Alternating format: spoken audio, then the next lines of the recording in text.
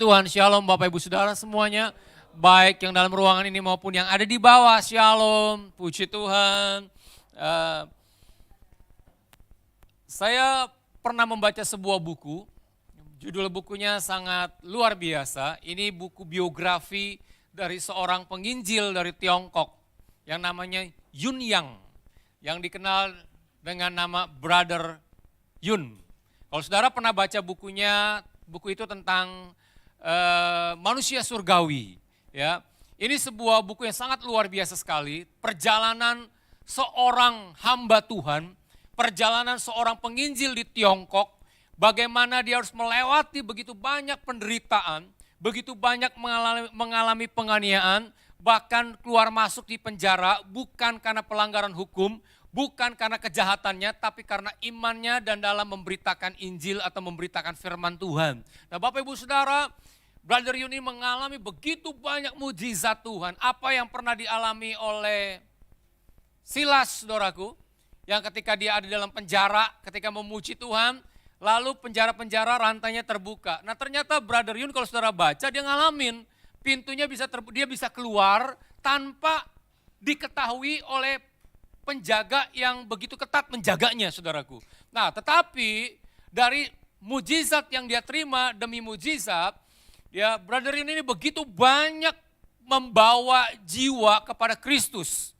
Ya, orang muda, orang tua, semuanya mengenal Kristus melalui yang namanya Brother Yun ini. Ya, beliau dipakai Tuhan dengan luar biasa, saudaraku, dan dia harus mengalami penganiayaan, kukunya harus dicabut, saudaraku, sama pemerintahan Tiongkok. Karena waktu itu pemerintahan Tiongkok, saya nggak tahu sekarang mungkin sama aja ya, pemerintahan dipimpin oleh komunis.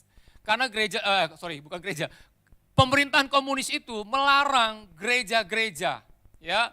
Nah, ternyata Brother Yun ini yang disebut seorang hamba Tuhan, dia memiliki gereja yang disebut gereja bawah tanah, ya, yang tidak terdeteksi oleh pemerintahan. Karena gereja itu pindah-pindah. Saudara, ini luar biasa sekali. Saya mau sampaikan hal ini supaya sebagai pendahuluan, supaya nanti saya bisa melandaskan kebenaran firman Tuhan. Nah, jadi gini, seorang hamba Tuhan ini, saudaraku, ini luar biasa. Kenapa? Dalam buku ini menceritakan, menggambarkan, mengkisahkan, ya ketika dia mengalami penganiayaan, walaupun kukunya dicabut, dia harus mengalami pukulan demi pukulan, ya bahkan ancaman nyawanya, tapi dia sekali-kali tidak pernah menyangkal Yesus. Sekalipun dia dipojokkan untuk nyawanya, tapi dia tidak melakukan hal itu. Bahkan dia ditawarkan sebuah fasilitas untuk menjadi sebuah gembala gereja yang besar, yang di mana pemerintah itu mengizinkan satu gereja, tapi di bawah kendali pemerintah. Ya. Tidak bebas. Dan hebatnya dan luar biasanya, saudaraku, walaupun Alkitab tidak bisa dimiliki oleh semua orang, tetapi mereka itu menghafal, saudaraku. Jadi Alkitab itu enggak utuh, disobek, saudaraku. Disobek bukan karena satu kelalaian, tapi demi keselamatan. Jadi dia membaca Alkitab itu melalui sobekan itu, lalu setelah mereka hafal, mereka berikan kepada orang lain. Lalu orang lain itu hafal semuanya, dan luar biasa sekali. Ada banyak orang-orang tua lanjut usia yang sudah 70-80 tahun, dia harus mengalami baptisan air. Kalau sekarang kita enak di Indonesia, mau baptisan air, mau di laut, mau di mana, kolam renang bebas. Tapi pada saat itu kalau mereka ketahuan, mereka terima baptisan air, itu antara hukuman mati atau dia harus dipenjara. Ya, nah ternyata banyak orang-orang tua dalam musim dingin yang dikatakan mungkin minus, ya, atau mungkin 5 derajat, saudaraku, mereka harus masuk ke dalam sungai. Bayangkan orang tua yang umurnya 70-80 tahun, ya, masuk ke air yang sedingin air es itu, pasti pada ngilu, saudaraku, rematik, saudaraku. Iya dong, ya. Tapi ini heran loh, saudaraku. Dari semua orang yang sudah dibaptis air, ketika mereka masuk ke dalam dan setiap mereka mengatakan airnya itu hangat, saudaraku. Ini luar biasa. Ya, itu saya percaya itu semuanya pertolongan dan mujizat Tuhan.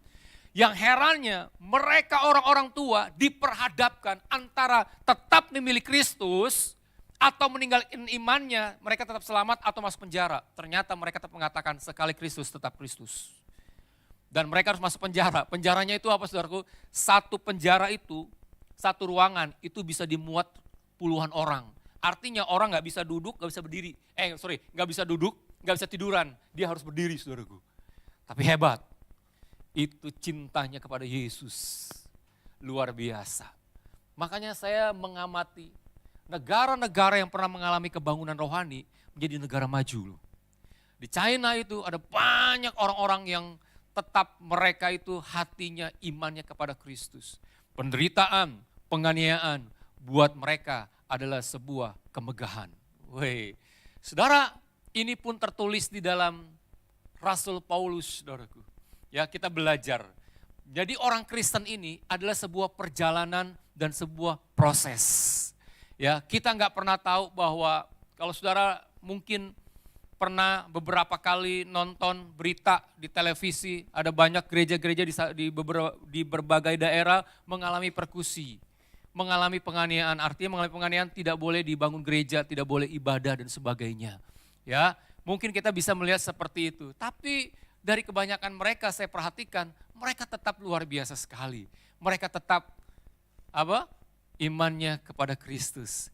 Bagaimana satu kali saudara diperhadapkan dalam kondisi, dalam keadaan seperti Brother Yun di China, apakah saudara akan berhenti untuk memberitakan Injil? Atau saudara juga berhenti, lalu saudara meletakkan iman saudara kepada Kristus, dan saudara mengatakan, sudah sampai di sini iman saya kepada Kristus, lalu saudara beralih ke iman yang lain. Saya mau katakan, penderitaan, penganiayaan yang mungkin akan kita alami atau sedang saudara alami, tidak sebanding dengan mahkota yang Tuhan sediakan buat kita semuanya. Nah, Alkitab mengatakan di dalam kebenaran firman Tuhan, hari ini saya mau sampaikan finishing well, mengakhiri dengan baik. Atau saya mau katakan sebagai pejuang iman, bilang pejuang iman. Ya, kalau bicara pejuang, pasti ada sesuatu kontribusi di dalam kehidupan kita ini. Baik kita mempertahankannya atau kita merebutnya, saudaraku. Amin ya. Nah, saudara, saya percaya bahwa saudara ketika saudara ada di dalam Kristus, saudara mulai percaya kepada Kristus, saudara diletakkan ke dalam sebuah arena pertandingan. Arena pertandingan ini bukan arena antara orang Kristen dengan orang Kristen diadu, enggak. Tetapi yang bicara mengenai pertandingan iman ini, bicara pertandingan bahwa hidup kita ada di dalam sebuah pertandingan. Amin ya. Artinya apa? Nah, artinya ketika kita dalam pertandingan, kita nggak bisa slow motion. Kita nggak bisa hanya berleha-leha. Kita nggak bisa nyantai, saudaraku. Ya, kita menjadi orang Kristen yang terus membangun diri, membangun hidup kita di hadapan Tuhan. Supaya kita semakin diperkuat, diperteguh iman dan kepercayaan kita kepada Kristus. Pada waktu ada goncangan demi goncangan terjadi dalam kehidupan kita, iman kita nggak goyang. Iman kita nggak goncang. Tapi tetap seperti lagu yang kita nyanyikan, sekali Yesus tetap Yesus. Mungkin saudara begitu gampang menyanyikan sekali Yesus tetap Yesus. Kenapa? Karena situasi dan keadaan kita tidak diperhadapkan seperti Brother Yun pada waktu dia mengalami penganiayaan, pada waktu nyawanya terancam. Bapak Ibu Saudara, percayalah, barang siapa yang menyayangkan nyawanya, Alkitab bilang apa? Dia akan kehilangan nyawanya. Ya, tapi kalau dia tidak menyayangkan nyawanya, dia akan menerima hidup. Amin. Lalu Tuhan Yesus juga pernah bilang begini, janganlah takut kepada manusia yang hanya membunuh tubuh dan jiwamu, tapi takutlah kepada Dia yang bisa membinasakan seluruhnya. Haleluya. Mungkin Bapak Ibu Saudara belum ada di posisi ini, tapi saya percaya bahwa di dalam Alkitab tanda-tanda kedatangan Tuhan itu sudah dekat. Berarti bahwa orang-orang Kristen seharusnya gereja-gereja mempersiapkan orang-orang percaya, bukan hanya sekumpulan orang-orang yang hanya duduk diam, tapi dipersiapkan menjadi prajurit-prajurit yang tangguh, saudaraku. Menjadi tentara-tentara yang kuat ketika diperhadapkan dengan masalah, mereka tidak lari. Tapi mereka tetap bertahan. Dan tetap menyampaikan bahwa Yesus adalah Tuhan kepada dunia. Amin ya. Nah, Alkitab bilang kita baca dalam 2 Timotius pasal 4 ayat 7, saudaraku. Ya. Pasal 4 ayat ke-7. Nanti saya akan jelaskan. Yuk kita baca sama-sama. Ya. Baca sama-sama. Bilang baca sama-sama. Haleluya. Kalau saya dari depan, saya bisa melihat wajah-wajah saudara. Kenapa saya harus perhatikan supaya saudara tetap waspada? Karena Alkitab bilang berjaga-jagalah 1 jam. Tidakkah engkau sanggup berjaga-jaga 1 jam? Saya selalu bilang jangan bosan. Makanya kalau duduk nih kiri kanan ada orang tuh jauh lebih gampang, lebih mudah untuk saling mengingatkan. Jangan sampai saudara terlena, tertidur, orang udah pada keluar semua, saudara masih tidur di sini. Haleluya. Ya oke, kita baca sama-sama ya. 1, 2, 3. Aku telah mengakhiri pertandingan yang baik. Aku telah mencapai garis akhir dan aku telah... Saudara, kita bisa melihat ada kata 3 kali diulang. Aku telah, aku telah, aku telah. Betul ya? Berarti Rasul Paulus kalau kata aku telah, dia sudah melakukan semuanya itu. Nah, saya mau gambarkan, berbicara mengenai kehidupan saudaraku. Ya, banyak orang hidup dengan berbagai semboyan. Hidup adalah uang, hidup adalah kesuksesan, atau yang lainnya saudaraku. Kalau hidup adalah kesuksesan, berarti kalau nggak sukses, saudara nggak hidup. Betul dong? Hidup adalah uang. Kalau saudara lagi bokeh, berarti saudara nggak hidup. Ya kan? Tapi lain semboyannya Kristus dalam Filipi 1 ayat 21 mengatakan begini. Bagiku hidup adalah Kristus. Dia hidup Kristus. Dan selanjutnya mati adalah keuntungan. Ini luar biasa. Semboyan Rasul Paulus mengatakan hidup adalah Kristus merupakan semboyan yang nilainya kekal. Amin. Nilainya kekal.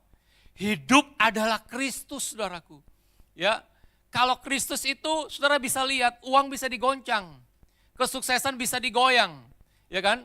Enggak kekal, tapi Kristus kekal. Kalau saudara mengatakan bagiku hidup adalah Kristus, itu artinya saudara punya nilai yang kekal di dalam diri saudara. Ya dong, kalau hidup adalah uang, uang bisa digoncang, dolar bisa berubah, rupiah bisa berubah, gitu. Ya, tetapi kalau saudara bagiku hidup adalah Kristus, wih luar biasa. Artinya, saudara hari ini hidup, besok mati, tetap Kristus. Amin. Nah, saudara, Rasul Paulus mengatakan hal ini, ya, kalimat aku telah mengakhiri pertandingan yang baik, aku telah mencapai garis akhir dan aku telah memelihara iman. Rasul Paulus menuliskan kalimat ini dalam kondisi, dalam keadaan tidak baik saudaraku. Bukan Rasul Paulus ada di suatu pelayan, dia ada di satu tempat yang nyantai saudaraku. Makanya dia mengatakan seperti ini, enggak. Justru Rasul Paulus mengatakan kalimat ini, dia ada di dalam situasi dan keadaan yang sangat menyedihkan. Dia ada di dalam penjara, saudaraku, di dalam penjara, dan dia sedang menanti apa? Eksekusi. Dia sedang menanti hukuman mati. Dia sedang menanti hukuman pancung, saudaraku. Saudara bayangkan, kalau hari ini saudara tahu kapan matinya. Si A misalnya, kamu akan mati hari ini jam sekian misalnya. Perasaan saudara gimana? Hore, puji Tuhan, cepat masuk surga. Saya tahu, saudara pasti akan stres. Betul enggak? Saudara akan mungkin gak bisa makan, gak bisa minum. Kalau saya nonton TV begini, saudara, kalau nonton film biasanya, kalau ada orang mau hukum mati, selalu ditanya, kamu mau makan apa? Betul ya? Dikasih yang enak-enak. Ada 2 kemungkinan, biasanya narapidana yang akan dihukum mati, ya dia akan berpikir begini, ya kapan lagi makan enak, ya udah makan, kan besok juga mati. Atau yang kedua, dia gak mau makan sekali, gak mau makan sama sekali, kenapa? Stres. Betul enggak? Dalam situasi, dalam keadaan seperti itu, Paulus menanti persiapan untuk masuk dalam kehidupan yang kekal. Tapi untuk masuk ke sana ada perjuangan demi perjuangan yang harus kita lewati dalam proses kehidupan iman kita kepada Kristus. Amin ya. Karena itu Bapak Ibu Saudara, kalau Paulus mengatakan aku telah, saya melihat bahwa Rasul Paulus adalah seorang rasul yang sangat luar biasa. Dia bermegah bukan karena kepintarannya, dia bermegah bukan karena keterkenalannya, dia bermegah karena penderitaannya di dalam Kristus. Saya bingung, orang menderita kok bisa bermegah? Biasanya orang bermegah itu karena kekayaan. Orang bermegah itu karena apa? Kepintaran. Tapi Paulus dia bermegah karena apa? Karena penderitaan. Karena kita tahu bahwa penderitaan yang kita terima enggak sebanding penderitaan yang telah Kristus lewati. Amin ya. Karena itu Bapak Ibu Saudara, walaupun tidak sebanding, tapi kalau kita pun menderita, saya mau katakan itu kasih karunia Tuhan. Amin. Haleluya. Jadi Bapak Ibu Saudara, kalau satu kali kita menderita karena Kristus, bersyukurlah kepada Tuhan. Nah, mari kita belajar. Ada 3 pelajaran yang dapat kita ambil dari kehidupan Rasul Paulus. Yang pertama, Bapak Ibu Saudara, ya, finishing well, sampai mencapai garis akhir. Ya, kalau hidup ini digambarkan sebuah pertandingan, betul ya? Sebuah pertandingan. Jadi kalau kita ada dalam pertandingan, Bapak Ibu Saudara mau tidak mau, Bapak Ibu Saudara harus mencapai garis akhir. Nah, pertanyaan saya adalah, siapa Bapak Ibu Saudara yang dalam ruangan ini yang nonton sepak bola beberapa hari lalu yang Indonesia lawan Jepang? Enggak, saya enggak bilang kalah atau menang ya, siapa yang nonton? Masalah kalah dan menang itu enggak ada. Enggak ada yang nonton. Oh, pagi di gembala aja, pagi aja nonton loh. Oh, males. Ya. Ya, kekecewaan jangan dibahas di sini lah. Ya. Nah, jadi Bapak Ibu Saudara, dalam sebuah pertandingan, gambaran hati dan hidupnya, maksudnya seorang pejuang, seorang bertanding, dia berusaha untuk berjuang, saudaraku. Betul ya? Berjuangnya untuk apa? Kalah. Betul? Kok kalah, kok betul sih. Selalu dia berjuang untuk menang, saudaraku. Nah, mari kita melihat. Yang pertama, Bapak Ibu Saudara, 3 pelajaran yang dapat kita ambil dari kehidupan Rasul Paulus. Nanti kita akan bahas ya. Yang pertama, dalam pertandingan yang baik, saudaraku. Ya. Dalam pertandingan yang baik. Maksud dalam pertandingan yang baik ini adalah begini, Bapak Ibu Saudara. Seorang petanding, ya, seorang yang ada di dalam pertandingan, dia nggak boleh melakukan kecurangan. Betul enggak? Kalau dia melakukan kecurangan, berarti dia harus diskualifikasi. Dia nggak sampai menyelesaikan pertandingan, tapi dia harus sudah keluar dari pertandingan. Itu pertandingan yang tidak baik, berarti dia mengikutinya. Tapi Rasul Paulus mengatakan, aku telah mengakhiri pertandingan ya yang baik. Yang dimaksud dengan pertandingan yang baik itu adalah apa? Yang pertama, dapat menguasai dirinya, sabar dalam menghadapi tekanan hidup dan tetap bertahan dalam berbagai penderitaan dan pencobaan kehidupan. Ya, pertandingan yang baik adalah pertandingan yang memiliki tujuan, saudaraku. Ya, jadi setiap pertandingan tujuannya apa? Maunya menang, maunya dapat piala, maunya dapat penghargaan, maunya dapat mahkota. Karena apa? Itu sasarannya, itu tujuannya, saudaraku. Amin ya. Nah, seorang petanding juga kita belajar untuk dia sampai ke tujuan, dia harus fokus. Seorang pelari, saudaraku, kalau saudara lihat pertandingan seorang pelari, matanya tuh enggak jelalatan ke kiri ke kanan, saudaraku. Ya, dia lari, dia fokusnya apa? Ke depan. Garis apa? Finish. Ada enggak seorang pelari tapi lihatnya ke belakang? Ada enggak? Ada. Siapa itu? Saudara semuanya. Benar. Sering kali dalam pertandingan rohani kita, iman kita, kita selalu melihatnya masa lalu kita ke belakang. Sehingga apa? Sehingga kadang-kadang lari kita itu melenceng ke kiri, ke kanan, bahkan keluar dari jalur. Dari pertandingan yang baik itu. Pertandingan yang baik itu sudah Tuhan sediakan, fokus kita harus kepada ke depan. Tujuan. Kadang-kadang ada lari, ada orang di samping kita, abaikan. Fokusnya ke depan. Seorang pelari walaupun dia ada orang yang lari di depan dia nggak akan lihat ke kiri, dia nggak akan lihat ke kanan, tapi dia akan terus lihat ke depan. Yang dia lihat apa? Garis finish. Gitu loh. Nah, itu yang harus kita lakukan ada di dalam pertandingan kita. Yang baik itu Bapak Ibu Saudara, harus sabar dalam hidup ini. Ya. Dalam menghadapi pencobaan-pencobaan dalam hidup ini harus sabar, kita ada dalam pertandingan. Dalam pertandingan hidup itu penuh dengan apa ya? Masalah, penuh dengan apa? Tantangan, penuh dengan apa? Cobaan. Kenapa? Iblis berusaha untuk menarik saudara. Supaya apa? Supaya saudara tidak lari kepada ikut dalam pertandingan itu. Supaya saudara keluar dari pertandingan itu. Mungkin iblis mengatakan, pertandingan itu bukan milik kamu. Itu milik hamba-hamba Tuhan, milik pendeta. Biarin aja pendeta yang capek. Biarin aja pendeta yang yang ngos-ngosan. Biarin kamu menyantai aja. Enggak. Semua pertandingan untuk semua orang. Baik buat pendeta, baik buat jemaat, semuanya kita sama-sama sekarang ini ada di dalam pertandingan. Yang baik, saudaraku. Amin. Jangan keluar dari pertandingan, tetap ikut dalam arena pertandingan. Ya, yang kedua, Bapak Ibu Saudara, Alkitab bilang begini, Paulus bilang kan, yang kedua, Alkitab bilang apa? Alkitab bilang apa? Aku telah mencapai garis akhir. Jadi ketika kita ada pertandingan yang baik, yang Tuhan inginkan, yang Tuhan mau, kita sampai garis akhir. Yang kedua, menuntaskan sampai garis akhir. Kan ada banyak nih orang-orang Kristen nih, ya. Masalah terjadi dalam gereja, dalam komsel.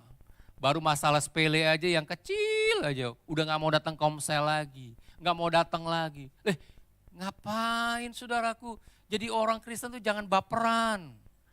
Ya, kalau jadi orang Kristen baperan melulu, apa-apa main perasaan, apa-apa main perasaan. Jangan. Saya baru tahu, baru sadar. Ternyata perasaan manusia, wanita itu kan katanya makhluk halus.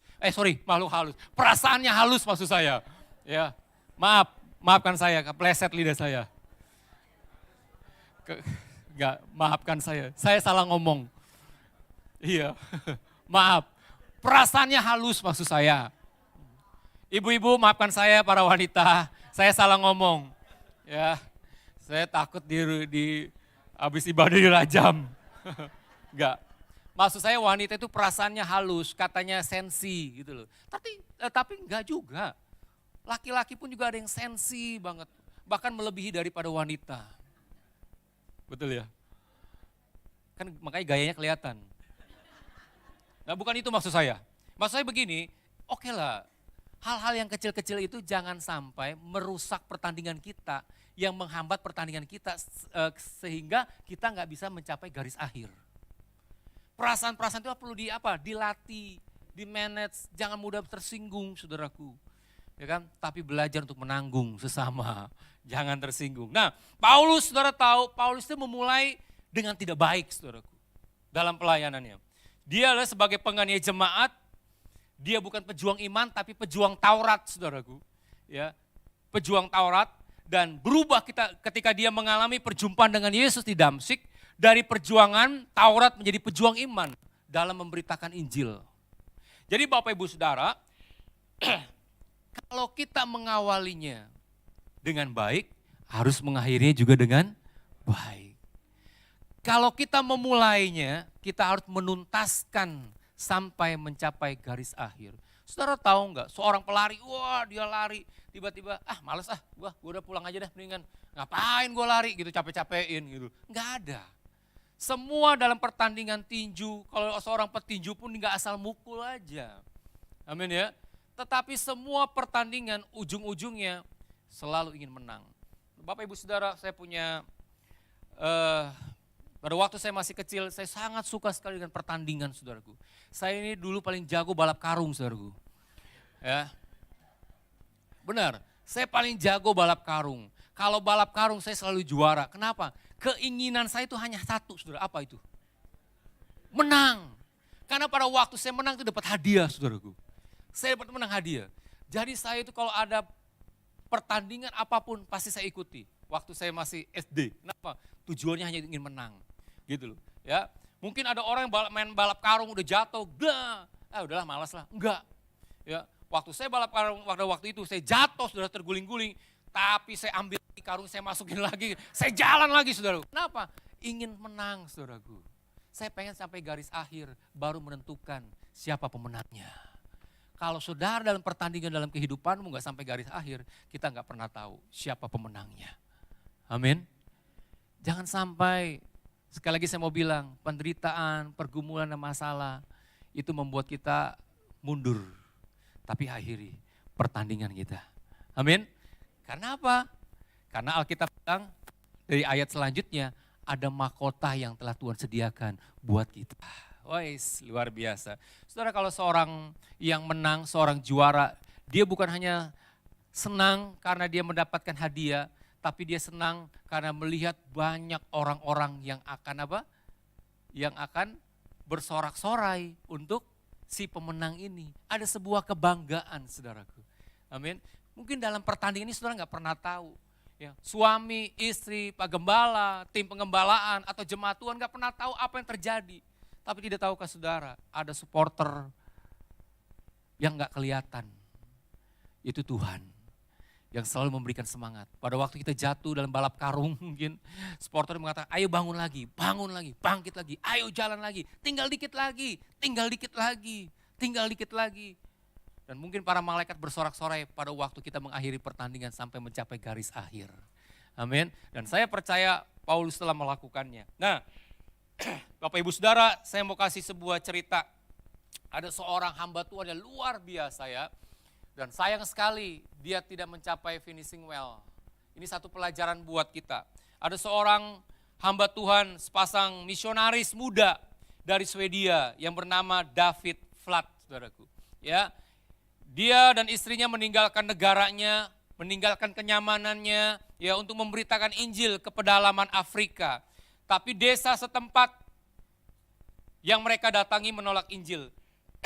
Mereka diusir dan dianggap membawa kutuk pada suku yang dia layani. Dan satu-satunya yang diizinkan untuk mendekat kepada mereka hanya adalah seorang anak kecil penjual telur, saudaraku. Dan istrinya berkata kepada suaminya dan dia mengatakan begini, kalau anak kecil ini yang bisa kita jangkau, biarlah kita layani anak ini dengan kesungguhan hati kita. Nah akhirnya David Flat dengan istrinya melayani anak kecil penjual telur ini, saudaraku. Ya, mungkin kita menganggap, lah anak kecil, apalagi penjual telur gitu loh ya. Hari demi hari lewati, bulan demi bulan dilewati. Satu kali istri daripada David Flat ini melahirkan seorang bayi perempuan. Tapi sangat naas sekali, ternyata istrinya meninggal dunia. Ya, istrinya meninggal dunia. Nah, dengan kondisi dan keadaan seperti itu, David Flat ini dia merasa kecewa sekali dengan Tuhan. Dan dia akhirnya apa? Kepahitan dengan Tuhan. Akhirnya dia mengatakan begini, pokoknya tidak boleh ada orang yang mengatakan tentang Tuhan di depan saya. Wow.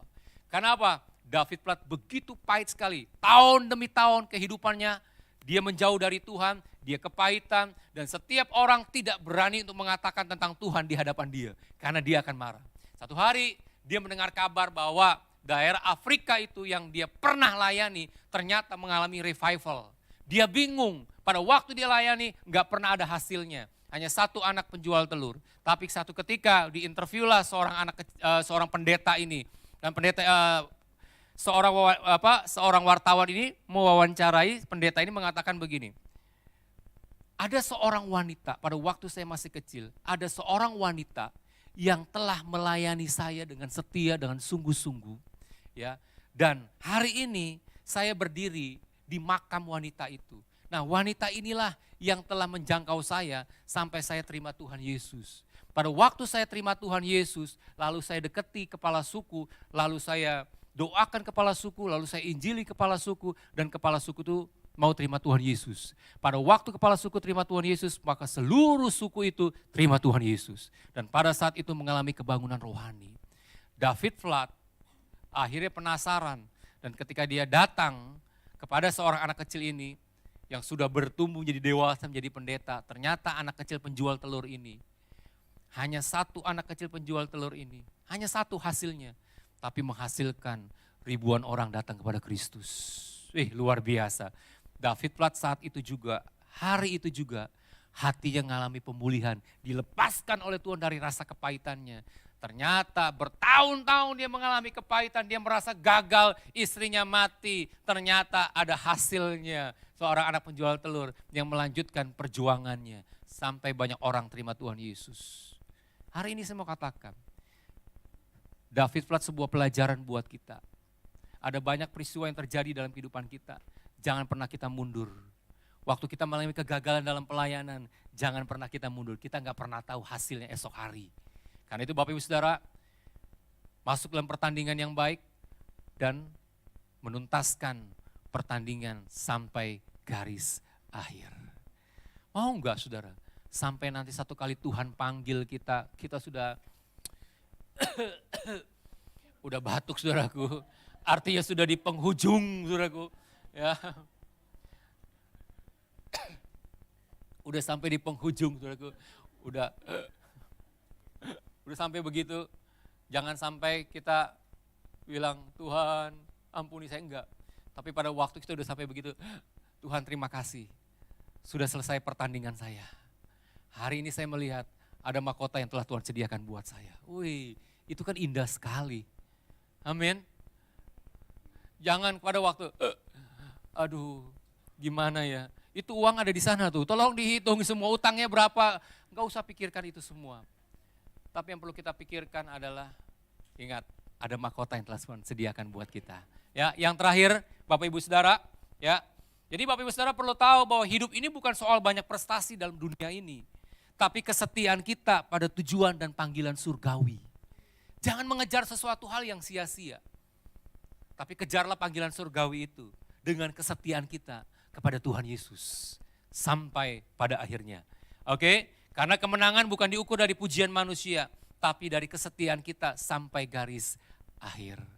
Saudara tahu enggak kalau pada waktu kita mencapai garis akhir itu para malaikat sudah menyediakan apa tuh ya, pujian buat kita. Wih hebat. Ya, hebat Bu Vivit sudah mencapai garis akhir. Silakan masuk Bu Vivit. Wah, ke satu tempat yang telah Tuhan sediakan buat kita. Dan tidak lupa ada mahkota yang disematkan di kepala kita. Wah. Amin. Mau enggak? Pegang semboyan itu. Bagiku hidup adalah Kristus. Yang terakhir, kita harus belajar memelihara iman kita. Iman gak pernah bisa bertumbuh dalam satu malam. Iman gak pernah bertumbuh dalam waktu satu hari. Tapi iman perlu dipelihara, iman bisa tumbuh ya dengan cara kita jaga, pelihara. Tidak ada cara lain untuk menjaga iman terpelihara hanya melalui kebenaran firman Tuhan. Amin. Ya, kita melalui pembacaan firman Tuhan, setiap hari kita sedang menjaga, merawat atau memelihara iman kita yang terus bertumbuh dan dapat bertahan dalam gelombang kehidupan. Yang terakhir ada satu ayat kebenaran firman Tuhan nih. Yang perlu kita lakukan adalah, yuk kita baca di dalam Ibrani pasal 12 ayat yang pertama. Ya, kita baca sama-sama ya, nanti setelah itu saya akan bacakan dalam terjemahan yang berbeda.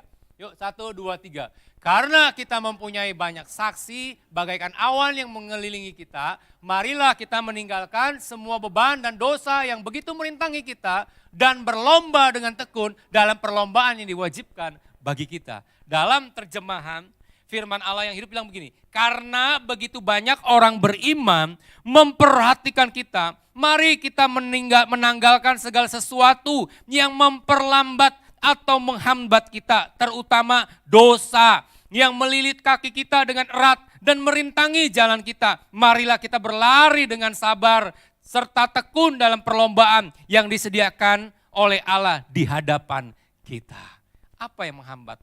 Dosa yang masih terikat? Tinggalkan semuanya itu. Seorang pelari, saya mau sekali lagi mau katakan seorang pelari, kenapa dia tidak pakai celana jeans? Kenapa dia tidak pakai sepatu pantofel? Kenapa dia tidak pakai kaos atau pakai jas kayak saya gini lari gitu? Kenapa? Itu jadi beban.